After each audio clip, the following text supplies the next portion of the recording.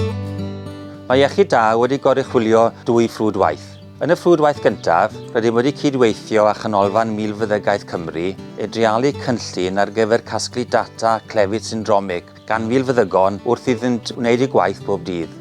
Mae 6 practis anifeiliaid ffarm ar draws Cymru wedi bod yn casglu'r data hwn gan ddefnyddio 2 system wahanol a fwydo nôl i ganolfan milfeddygaeth Cymru i'w dadansoddi, gan edrych yn y bôn am unrhyw dueddiadau clefyd sy'n dod i'r amlwg.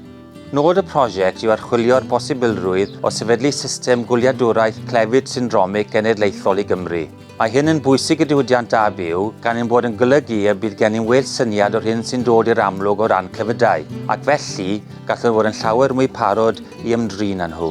Mae'r ail ffrwdwaith yn cynnwys milfeddygon yn treialu'r defnydd o Ap Bioddiogelwch ar ffermydd i fesur risg a gwella risg. Mae'r milfeddyg yn gofyn cyfres y gwestiynau perthnasol i'r ffermwyr sy'n cymeryd rhan, ac yna mae'r fferm yn cael sgôr risg yn seiliedig ar eu harferion Bioddiogelwch. Yna, gellir cynnal trafodaethau rhwng y ffermwr a'r milfeddyg ynghylch pa newidiadau ymarferol y gellid eu gwneud, a thrwy fwydo'r newidiadau hynny i'r ap, creu'r sgôr risg wedi haddasu a'i gwella.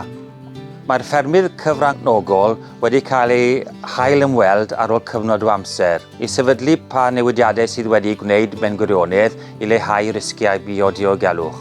Yn dilyn hyn, mae'r ffermwyr a'r milfeddygon yn cael eu harolygu ynghylch eu hagweddau at yr ap, ac a yw'r dull sgorio risg hwn yn annog newid.